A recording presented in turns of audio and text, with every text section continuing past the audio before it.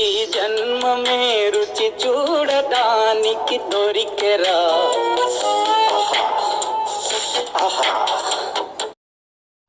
Hi అండి, ఎలా ఉన్నారు? అందరూ బాగున్నారా? ఇప్పుడు మనం ఆషాఢంలో ఇప్పుడు మన స్పెషల్ మటన్ చికెన్ అయితే చేసుకుందాం. ఈరోజైతే మటన్ చేసుకుంటున్నాము. ఇప్పుడు బోనాలు అయితే చేసుకుంటున్నారు కదా అందరూ. మన తెలుగు రాష్ట్రాలలో అంటే మన తెలంగాణలో అయితే ఫేమస్ అయిన మన బోనాల పండుగకి మాత్రం మనం మేకనైనా కూరలైనా అప్పుడు స్పెషల్గా వండుకుంటాం కదా. ఈరోజైతే మటన్ అయితే వండుకుంటున్నాం మేము. అందరికీ బోనాల శుభాకాంక్షలు. చాలా ఈజీగా అందరికీ వండొచ్చే విధంగా అయితే ఈరోజు చూపిస్తున్నాను.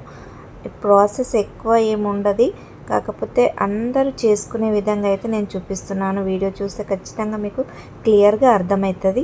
ఇప్పుడు నేను అట్టికారం లాగా తయారు చేస్తున్నాను. కారము, ఉప్పు, పసుపు, ధనియాల పొడి, ఇంకా అల్లం వెల్లుల్లి పేస్ట్. దీన్ని మనం అల్లం దంచిన రోట్లో నీళ్లు పోసుకొని దీన్ని అట్టి కారంలో ఎలా కలుపుకోవాలన్నిటిని మిక్స్ చేసుకొని మీకు తగినంత తీసుకోండి. మీకు ఎంతైతే స్పైసీగా తింటారో అంత అయితే తీసుకోండి.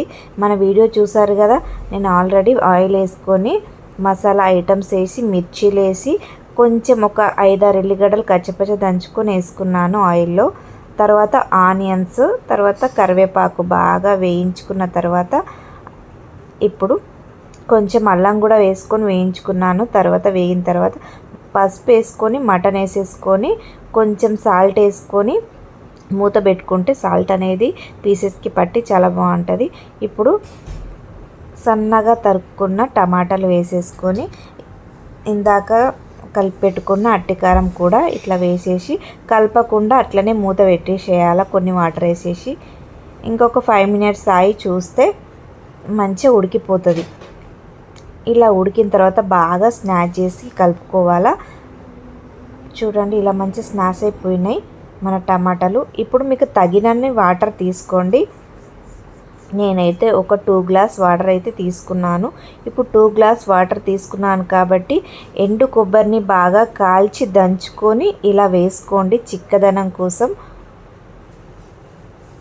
ఇక చిక్కగా చాలా బాగుంటుంది గ్రేవీగా మటన్. ఇలా కుడకపొడి వేసుకుంటే లాస్ట్గా కొవ్వు తినేవాళ్ళు లాస్ట్లో కొవ్వు వేసేసుకోండి.